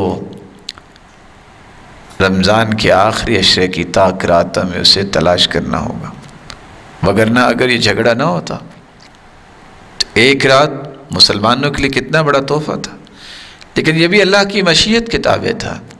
اس جھگڑے کی وجہ سے امت کو اتنی بڑی خیر و برکت سے محروم کر دیا گیا. پانچواں نقصان یہ ہے کہ جھگڑا جب انسان کرتا ہے تو انسان حسد اور بغض اور کینے کا شکار ہو جاتا ہے. محمد بن علی بن حسین کہا کرتے تھے الخصومہ تمحق الدین وتنبت الشحناء فی صدور الرجال. جو انسان جھگڑا کرتا ہے یہ انسان کا دین ختم کر دیتا ہے اور انسانوں کے دلوں میں کینہ اور بغض پیدا کرتا ہے. اس لیے جھگڑے سے انسان کو گریز کرنا چاہیے. بہت بڑی محرومی ہے اگر کسی کو ہدایت سے محرومی ہو جائے. جامع ترمذی کی روایت ہے 3253، ما ضل قوم بعد هدى كانوا عليه الا اوتوا الجدل. ہدایت کے بعد قومیں گمراہ ہوتی ہیں تو کب؟ جب وہ جھگڑا کرنے لگ جائیں. پھر آپ صلی اللہ علیہ وسلم نے یہ آیت پڑھی ما ضربوه لك الا جدلا بل هم قوم خصمون. ساتواں نقصان جھگڑے کا یہ ہے کہ یہ انسان کے اندر نفاق پیدا کرتا ہے. احنف بن قیس کہا کرتے تھے کثرت الخصومہ تنبت النفاق فی القلب. جو انسان کثرت سے جھگڑتا ہے اس کے دل میں نفاق یہ جھگڑا پیدا کر دیتا ہے. اللہ عز و جلال امت اسلامیہ کو جھگڑے اور فساد سے محفوظ فرمائے. آٹھواں نقصان یہ ہے کہ جب انسان جھگڑے میں پڑ جاتا ہے تو انسان تقوی سے محروم ہو جاتا ہے. ما خاصم ورع قط فی الدین، دین کے اندر کبھی متقی جھگڑا نہیں کرتا. اور جعفر بن محمد کہا کرتے تھے ایاکم والخصوم فی الدین فإنها تشغل القلب وتورث النفاق. یہ جھگڑا دل کو مشغول کر دیتا ہے، اللہ کی یاد سے غافل کر دیتا اور نفاق پیدا کرتا ہے. اور آپ صلی اللہ علیہ وآلہ وسلم نے کس انداز سے صحابہ کرام کو سمجھایا اور کس طرح صحابہ نے تابعین کو سمجھایا اور تابعین نے تبع الاتباع کو کس طرح تربیت دی. نوفل بکالی جو کتابیں پڑھا کرتے تھے وہ کہتے ہیں انی لاجد صفة ناس من هذه الامة في کتاب اللہ المنزل. میں دیکھتا ہوں کہ لوگوں کی وہ صفت جو اس امت کے لوگوں کی ہوگی جو ان پر کتاب نازل کی گئی ہے، لیکن اس کے باوجود قوم یحتالون علی الدنیا بالدین، کہ وہ حیلے بہانے سے دین کا نام لے کے دنیا بٹورنا چاہیں گے۔ السنتہم احلی من العسل، ان کی زبانیں شہد سے بھی میٹھی ہوں گی۔ وقلوبہم امر من الصبر، لیکن ان کے دل جو ہے وہ حنظل سے بھی کڑوے ہوں گے۔ یلبسون للناس لباسا مسوک الظعن، لباس صرف لوگوں کو تقوی دکھانے کے لیے وہ کس طرح صوف پہنیں گے۔ وقلوبہم قلوب الذئاب، لیکن ان کے دل بھیڑیوں جیسے ہوں گے۔ یقول اللہ تعالی فعلی یجتریون وبی یغترون، یہ مجھ پہ جرت کرتے ہیں اور میرے ساتھی لوگوں کو دھوکہ دیتے ہیں۔ حلفت بنفسی لأبعثن علیہم فتنہ تترک الحلیم فیہا حیران، ایسے فتنے میں ان کو میں ڈالوں گا کہ عقل مند بھی حیران رہ جائیں گے۔ تدبرتها فی القرآن، وہ کہتے ہیں میں نے قرآن میں جب غور کیا تو دیکھا یہ منافق ہیں۔ فوجدتها، تو میں نے ان کا تذکرہ قرآن میں یوں پڑھا، وَمِنَ النَّاسِ مَنْ يُعْجِبُكَ قَوْلُهُ فِي الْحَيَاةِ الدُّنْيَا وَيُشْهِدُ اللَّهَ عَلَى مَا فِي قَلْبِهِ وَهُوَ أَلَدُّ الْخِصَامِ، یہ سخت جھگڑا کرنے والے ہیں، اور منافقوں کے بارے میں اللہ نے قرآن میں اس کو بیان کیا ہے۔ اس کا نواں نقصان جھگڑے کا یہ ہے کہ جھگڑا کرنے والا اصل میں اسلام میں شک و شبہ کرنے والا ہوتا ہے۔ حسن بصری رحمۃ اللہ علیہ، ان کے پاس ایک شخص آیا، کہتا یا ابا سعید انی ارید ان اخاصمک، میں آپ سے جھگڑنا چاہتا ہوں۔ تو حسن بصری کہتے ہیں الیک عنی، پیچھے ہٹ جاؤ، فانی قد عرفت دینی وانما یخاصمک الشاک فی دینی، میں تو اپنے دین پہ قائم ہوں، میں نے اپنے دین پہ یقین کیا ہے۔ جھگڑا وہ کر سکتا ہے جس کو اپنے دین میں شک ہو، مجھے تو کوئی شک نہیں ہے۔ امام شافعی رحمۃ اللہ علیہ فرمایا کرتے تھے، جب بھی امام مالک جو ان کے استاد تھے، ان کے پاس کوئی خواہش کے غلام آ جاتے اہل الاہواء، تو وہ کہتے اما انا فانی علی بینۃ من دینی، میں تو اپنے دین کے معاملے میں دلیل پہ قائم ہوں، میرا دین تو بالکل واضح ہے۔ وَأَمَّا أَنْتَ فَالشَّاكِ اذهب إِلَى شَاكٍ مِثْلِكَ فَخَاصِمْهُ، جاؤ، مجھ سے جھگڑنے کی ضرورت نہیں، اپنے جیسے دین میں شک کرنے والے کے پاس جاؤ اور جا کے یہ جھگڑے کرو۔ 10واں نقصان، اعمال برباد ہو جاتے ہیں۔ معاویہ بن قرہ بیان کیا کرتے تھے، إِيَّاكُمْ وَهَذِهِ الْخُصُومَاتِ فَإِنَّهَا تَحْبِطُ الْأَعْمَالِ، جھگڑوں سے بچ جاؤ، یہ انسان کے اعمال کو برباد کر دیتے ہیں، بلکہ دین بھی برباد ہوتا ہے۔ سیدنا علی رضی اللہ تعالیٰ عنہ کہا کرتے تھے ایاکم والخصومہ، جھگڑوں سے بچ جاؤ، فإنها تمحق الدین، کیونکہ اس سے دین ختم ہو جاتا ہے۔ اور جھگڑا اس قدر یہ مصیبت کا باعث ہے کہ انسان کی ثابت قدمی سے انسان کو محروم کر دیتا ہے۔ معن بن عیسیٰ رحمہ اللہ بیان کرتے ہیں، مالک بن انس رضی اللہ تعالیٰ عنہ ایک دن مسجد میں تھے اور اپنے ہاتھ پہ ٹیک لگائے ہوئے تھے۔ ایک آدمی آیا جس کو ابو الجویریہ کہا جاتا تھا، اور یہ ابو الجویریہ یہ ارجاء کا قائل تھا۔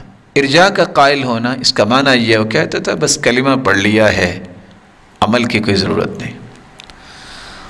اور وہ آ کر کہتا ہے یا ابا عبداللہ اسمع منی شیئا اکلمک بہ واحاجک واخبرک برأیی،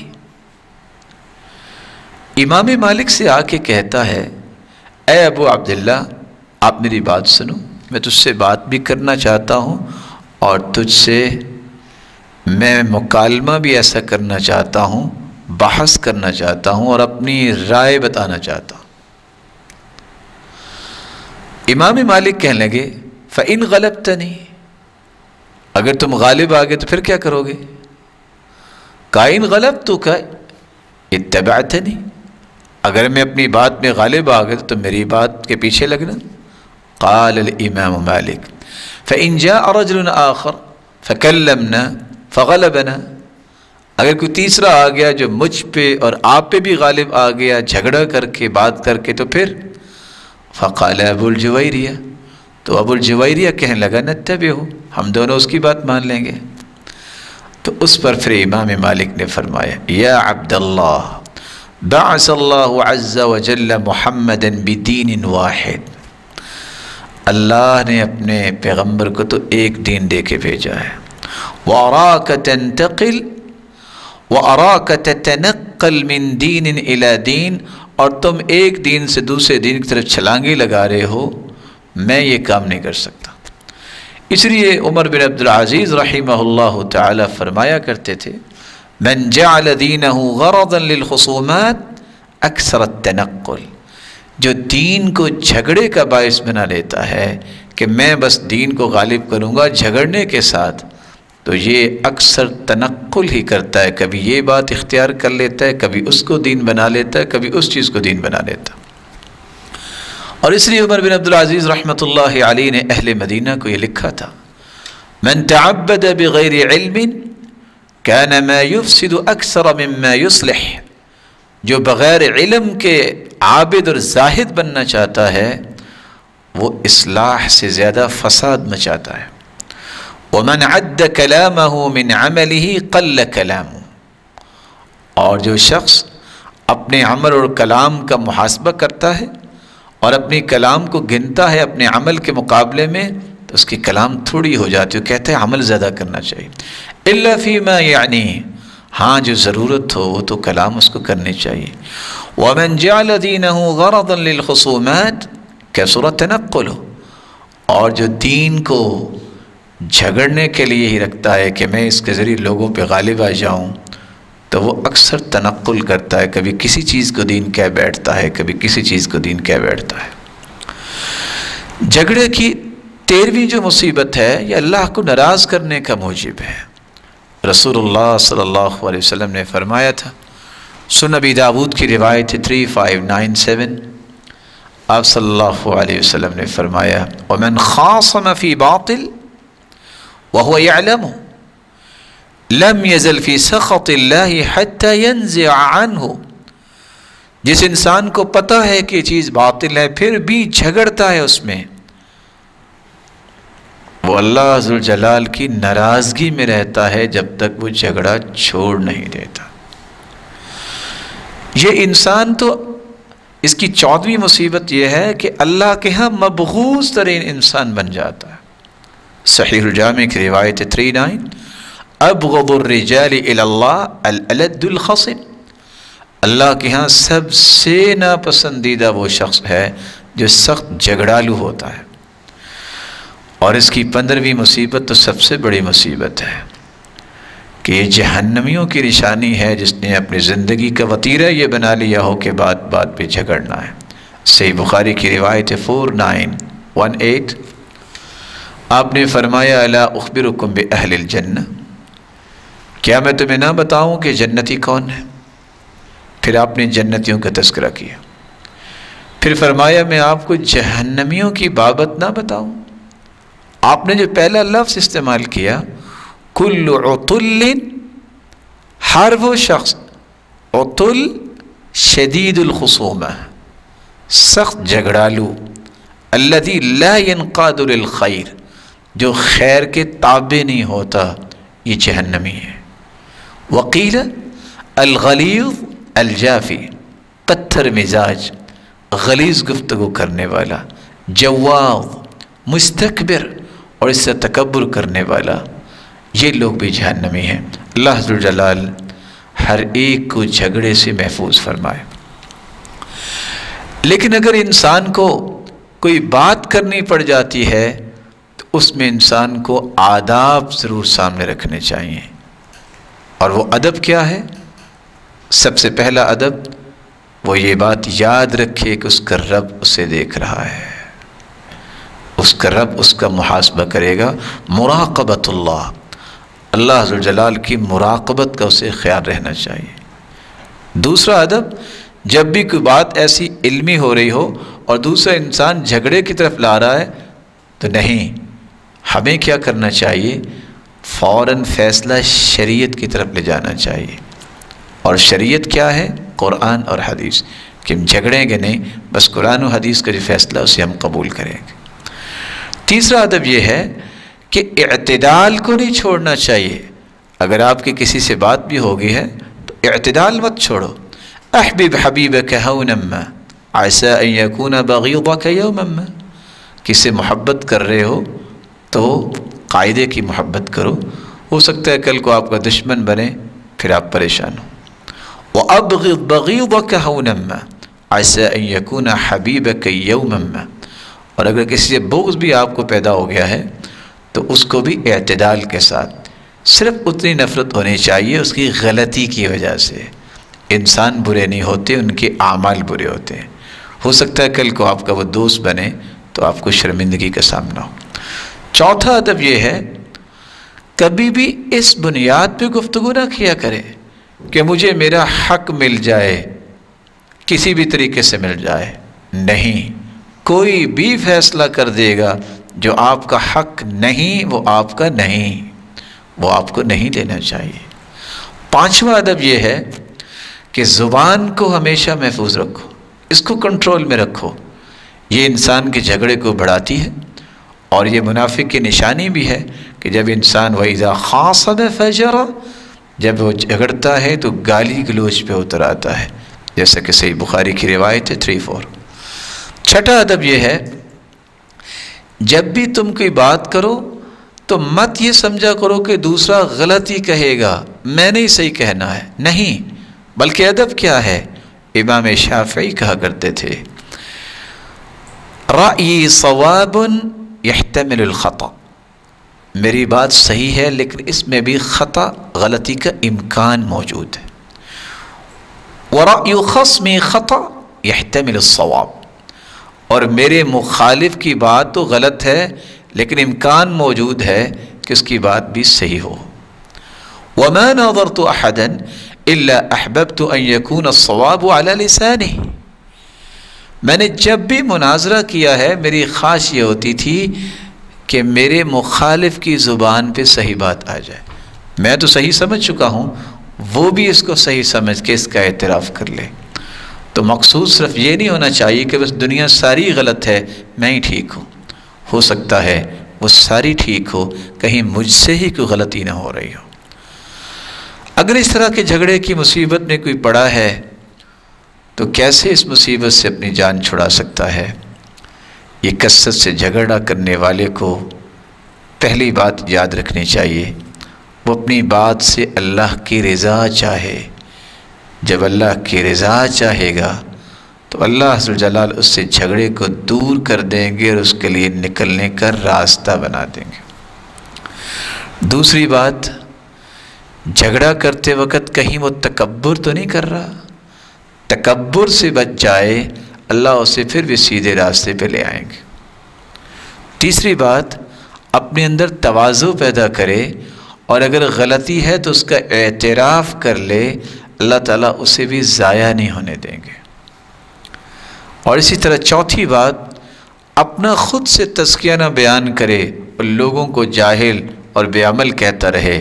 نہیں، بس اوقات کہنے والا گنہگار ہوتا ہے، جن کو کہہ رہا ہے وہ اس سے نیک ہوتے ہیں. تو اپنا تزکیہ خود نہیں بیان کرنا چاہیے. اس لیے عتبہ بن غزوان کہا کرتے تھے اعوذ باللہ من ان اکون فی نفسی عظیما وعند اللہ صغیرا. اللہ میں تیری پناہ میں آتا ہوں کہ میں اپنے آپ میں تو بہت بڑا ہوں، بہت بڑا اپنے آپ کو سمجھوں، اور اللہ کے ہاں میری کوئی حیثیت نہ ہو. اللہ ایسے حالات سے مجھے بچانا. بلکہ دعا یہ کرنی چاہیے، اللہ مجھے میری شخصیت تو معمولی نظر آئے لیکن تیرے ہاں اس کا کوئی مقام ہو. یہاں دوسرا نکتہ جو انسان کو سمجھنا چاہیے وہ یہ تھا کہ انسان کو جھگڑا جو ہے اس سے گریز کرنا چاہیے. اس حدیث میں جو تیسری بات ہمیں سمجھ آتی ہے، الحن کے الفاظ آئے ہیں. چرب زبانی اور حکمت و دانائی میں فرق ہے. کچھ لوگ چرب زبانی کو حکمت کہہ دیتے ہیں، نہیں، حدیث کے الفاظ ہیں ان اللہ یبغض الفاحش المتفحش البذیء، اللہ تعالیٰ بدکار کو، فحش گو کو اور بد زبان کو پسند ہی نہیں کرتے، جیسا کہ صحیح الجامع کی روایت ہے 135 سلسلہ صحیحہ 876۔ الحن کس کو کہتے ہیں؟ الحن سے مراد الحن بحجتہ، اپنی دلیل پیش کرنے میں وہ چرب زبانی استعمال کرتا ہے، فیزین کلامہ بحیث اظنہ صادقا فی دعواہ، اس کا معنی یہ ہے کہ اپنی کلام کو اس طرح مزین کر کے بیان کرے کہ اللہ کے رسول نے فرمایا کہ میں سمجھوں کہ وہ صحیح کہہ رہا ہے، اس کا دعویٰ سچا ہے اور میں فیصلہ دے دوں۔ لیکن یاد رکھنا چاہیے چرب زبانی اور حکمت میں 5 فرق ہیں۔ چرب زبانی کے بارے میں وعید آئی ہے، اور حکمت یہ مومن کی میراث ہے، اور حکمت کا معنی یہ ہوتا ہے کہ انسان ایسی بات کرے، ایسے وقت پہ کرے اور ایسے طریقے سے کرے جس کی ضرورت ہے۔ کل کلام وافق الحق فہو حکمہ، چرب زبانی حکمت نہیں ہو سکتی، کیونکہ حکمت اس کو کہتے ہیں جو حق کے موافق ہو، جس علم کے ساتھ عمل ہو، جس کے نتائج اچھے ہوں، اس کو حکمت کہتے ہیں۔ اور حکمت 5 معنوں میں استعمال ہوئی ہے۔ صحیح ترین رائے، چرب زبانی سے صحیح ترین رائے نہیں ہو سکتی۔ گہری فہم کو حکمت کہتے ہیں، سنت کے مطابق گفتگو کو حکمت کہتے ہیں، جس سے انسان میں خشیت پیدا ہو اس کو حکمت کہتے ہیں، نبوت کی روشنی میں بات کی گئی کو حکمت کہتے ہیں۔ یہ 5 خصوصیتیں حکمت کی ہیں۔ چرب زبانی تو جس سے نتائج برے نکلتے ہیں، جو باطل کو حق بنا کے پیش کرنا ہے، یہ تو حکمت نہیں ہو سکتی۔ اس سے کبھی بھی چرب زبانی کو حکمت کا نام نہیں دینا چاہیے۔ اس حدیث کے اندر جو آخری نقطہ ہے وہ ہے فیصلہ کرنا۔ رسول اللہ صلی اللہ علیہ وسلم نے فرمایا میں بھی فیصلہ کر دوں دلائل کی روشنی میں تو میرے فیصلے کے باوجود بھی کسی کا مال ہتھیانا یا لے لینا جائز نہیں ہوگا۔ قضاء اور قاضی یہ 2 لفظ استعمال ہوتے ہیں۔ قضاء کا مطلب ہے فیصلہ کرنا، طے کرنا، مقدمے کا حکم سنانا، اور قاضی عربی زبان میں کہتے ہیں معاملات کو نافذ اور طے کرنے والا، اس کی بات فیصلہ کن ہوتی ہے۔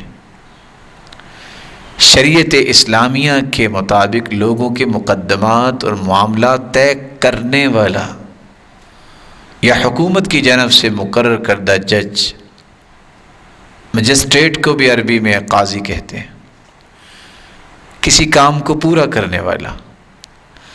حاکم اور حاکم عدالت کو بھی کہتے ہیں کہ عدالت میں اس کا ہی فیصلہ چلتا ہے۔ قضاء کا مفہوم بیان کرتے ہوئے علماء لکھتے ہیں اظہار حکم الشرع فی الواقع فی من یجب علیہ امضاؤ، شریعت کا وہ حکم واضح کرتا ہے جس کو نافذ کرنا واجب ہوتا ہے، یہ ہے قضاء۔ اور قاضی کی ذمہ داری ہوتی ہے کہ شریعت کا وہ حکم ظاہر کرے، وہ فیصلہ سنائے جس کا نفاذ پھر واجب ہو جاتا ہے۔ رسول اکرم صلی اللہ علیہ وآلہ وسلم پر قرآن جو نازل ہوا ہے وہاں قضاء کی بہت اہمیت ہے۔ عدل کو قائم کرنے کے لیے یہ قضاء کا سلسلہ ہے جو دین کے سب سے بڑے مقاصد میں سے ایک مقصد ہے۔ اللہ عز و جلال قرآن مجید میں فرماتے ہیں لقد أرسلنا رسلنا بالبينات وأنزلنا معهم الكتاب والميزان ليقوم الناس بالقسط وأنزلنا الحديد فيه بأس شديد ومنافع للناس وليعلم الله من ينصره ورسله بالغيب إن الله قوي عزيز لقد أرسلنا رسولنا بالبينات ہم نے پیغمبروں کو واضح دلائل کے ساتھ نبوس کیا وَأَنزَلْنَا مَعَهُمُ الْكِتَابَ وَالْمِيزَانَ لِيَقُومَ النَّاسُ بِالْقِسْطِ اور ہم نے ان کے ساتھ کتاب اور میزان بھی اتارا تاکہ لوگ عدل و انصاف پر قائم ہو جائیں۔ قضاء کا منصب جو ہے یہ اتنا بڑا منصب ہے کہ حاکم وقت کی ذمہ داری ہوتی ہے کہ وہ یہ ایک ذمہ داری کسی کو سونپے یا خود اختیار کرے یا کسی کو اپنے بہاف پہ قائم کرے کہ وہ یہ قضاء، یہ فیصلہ سنانا، یہ حکم سنانے کی ذمہ داری کو قبول کرے۔ وَأَنِ احْكُم بَيْنَهُم بِمَا أَنزَلَ اللَّهُ وَلَا تَتَّبِعْ أَهْوَاءَهُمْ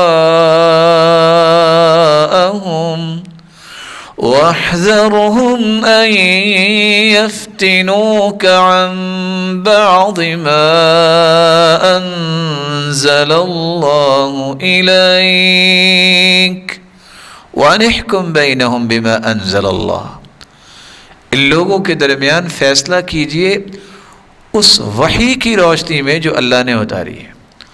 وَلَا تَتَّبِعْ أَهْوَاءَهُمْ لوگوں کی خواہشوں کے پیچھے نہ چلنا اور بچ جانا کہیں یہ اللہ ذوالجلال کی وحی سے تمہیں دور نہ کر دیں، فتنے میں نہ ڈال دیں۔ جہاں منصب قضاء یہ شریعت کے مقاصد میں سے بہت بڑا مقصد ہے اور بہت بڑی ذمہ داری ہے، وہاں یہ خطرناک ذمہ داری بھی ہے۔ حدیث کے الفاظ جامع ترمذی کی روایت ہے 1325 من ولی القضاء او جعل قاضیا بین الناس فقد ذبح بغیر سکین، جو قضاء کا منصب اختیار کرتا ہے یا اسے لوگوں کے درمیان قاضی بنا دیا جاتا ہے تو وہ تو ایسے ہے اس کو بغیر چھری کے ذبح کیا گیا۔ اب چھری سے تو گردن کٹ جائے گی، ذبح ہو گیا، جان چھوٹ گئی، تو چھری کے بغیر کیسے ذبح ہوگا؟ وہ تکلیف میں رہے گا۔ رسول اللہ صلی اللہ علیہ وآلہ وسلم نے یہ بھی فرمایا تھا کہ قضاء کو سنبھالنے والے جس کو قاضی کہتے ہیں ان کی بھی 3 قسمیں ہیں۔ جامع ترمذی کی روایت ہے 1322 القضاة ثلاثہ، قاضیوں کی 3 قسمیں ہیں۔ قاضیان فی النار، 2 قسم کے ججز جہنم میں جائیں گے، وقاض فی الجنہ، اور 1 قسم کے جج جنت میں جائیں گے۔ رجل قضا بغیر الحق فعلم ذاک فذاک فی النار، جس شخص کو حق کا پتہ چل گیا لیکن اس نے فیصلہ حق کا نہیں دیا، یہ جہنم میں جائے گا۔ وقاض لا يعلم فأهلك حقوق الناس فهو في النار، اور جس شخص کو پتہ ہی نہیں حق کیا ہے اور وہ اپنی خواہش کے مطابق فیصلہ کر دیتا ہے، یہ بھی جہنم میں جائے گا۔ یعنی وہ کوشش نہیں کرتا کہ حق کیا ہے اس کے بارے میں غور و خوض کرے۔ وقاض قضا بالحق فذلك فی الجنہ، اور جو حق کے مطابق فیصلہ کرتا ہے وہ جنت میں جائے گا۔ اور دوسری روایت کے الفاظ میں اس بات کی وضاحت بھی ہے، عرف الحق فقضا بھی، جس نے حق کو پہچانا، یہ ذمہ داری ہو گئی، حق پہچانے پھر فیصلہ دے، یہ جنتی ہے۔ ایک شخص حق پہچان کے جار فی الحکم، فیصلے میں زیادتی کر دیتا ہے، ظلم کرتا ہے، یہ جہنم میں جائے گا۔ وَرَجُلٌ قَضَى لِلنَّاسِ عَلَى جَهْلٍ، جہالت کی بنیاد پہ فیصلہ کرتا ہے، یہ جہنم میں جائے گا۔ جیسا کہ سنن نبی داؤد کی روایت ہے 3573، رسول اللہ صلی اللہ علیہ وسلم نے تو یہاں تک فرمایا ان اللہ مع القاضی، اللہ کی مدد رہتی ہے قاضی کے ساتھ۔ جامع ترمذی 1330، ما لم یجر، جب تک وہ زیادتی نہ کرے، فاذا جار، جب وہ ظلم زیادتی کرتا ہے، تخلی عنہ، اللہ کی نصرت اور اللہ کی معیت، اللہ ذو جلال کی مدد چلی جاتی، واللزمہ الشیطان، اور شیطان اس کے ساتھ لگ جاتا ہے۔ اس لیے قاضی کی ذمہ داریوں کو بیان کرتے ہوئے رسول اللہ صلی اللہ علیہ وآلہ وسلم کی شریعت یہ بتاتی ہے کہ 6 کام کرنے چاہیے۔ سب سے پہلا کام، اسے کتاب و سنت کے مطابق فیصلہ کرنا چاہیے۔ قاضی شرح کہتے ہیں انہ کتب الی عمر یسألہ، انہوں نے عمر کی طرف لکھا اور سوال کیا کہ کیسے فیصلہ کریں، تو انہوں نے جواب میں کیا لکھا، ان اقضی بما فی کتاب اللہ، فیصلہ کرتے وقت دیکھا کرو قرآن کیا کہتا ہے۔ فإن لم يكن في كتاب الله فبسنة رسول اللہ، قرآن میں وہ فیصلہ نہیں تو سنت کے مطابق، حدیث کے مطابق کیا کرو۔ فإن لم يكن في كتاب الله ولا في سنة رسول الله فاقض بما قضى به الصالحون، اگر اللہ کی کلام اور سنت حدیث میں بھی فیصلہ نہ ملے، وہ فیصلہ کرنا جو صالحین نے فیصلہ کیا۔ کون ہے صالحین؟ انبیاء سب سے پہلے صالحین نے، پھر صحابہ کرام میں سے ابو بکر و عمر۔ فإن لم يكن في كتاب الله ولا في سنة رسول الله ولم يقض به الصالحون، اگر یہ تینوں فیصلے تمہیں نہیں ملتے، فإن شئت فتقدم وإن شئت فتأخر، چاہو تو فیصلے کے لیے تیار ہو جاؤ، چاہے تو پیچھے ہٹ جاؤ۔ ولا أرى التأخر إلا خير لك، اس فیصلے سے پیچھے ہٹ جانا السلام علیکم، اور میں دعا کرتا ہوں کہ اللہ تجھے سلامت رکھے۔ یہ سنن نسائی کی روایت ہے 5399۔ عبد الرحمن ابن یزید روایت کرتے ہیں، اور یہ روایت بھی سنن نسائی کی ہے، کہ جس میں اس بات کا تذکرہ ہے کہ جب بھی تمہارے پاس کوئی فیصلہ آ جائے، فَمَنْ عَرَضَ لَهُ مِنْكُمْ قَضَاءٌ بَعْدَ الْيَوْمِ فَلْيَقْضِ بِمَا فِي كِتَابِ اللَّهِ، اللہ کی کتاب کے مطابق فیصلہ کرے، نہیں تو سنت کے مطابق، نہیں تو صالحین نے جو فیصلہ کیا ہوتا ہے، صلحاء کے فیصلے کو اختیار کرنا چاہیے۔ دوسری ذمہ داری جو قاضی کی ہے، صحیح اور غلط کی تمیز میں مکمل کوشش اور اجتہاد کرے۔ صحیح بخاری کی روایت 7352، اذا حکم الحاکم فاجتہد ثم اصاب فلہ اجران، جب کوئی حکم سنانے والا، فیصلہ سنانے والا کوشش کرتا ہے، سٹرگل کرتا ہے، اور اس کی کوشش کامیاب ہو جاتی ہے، اسے 2 اجر ملتے ہیں۔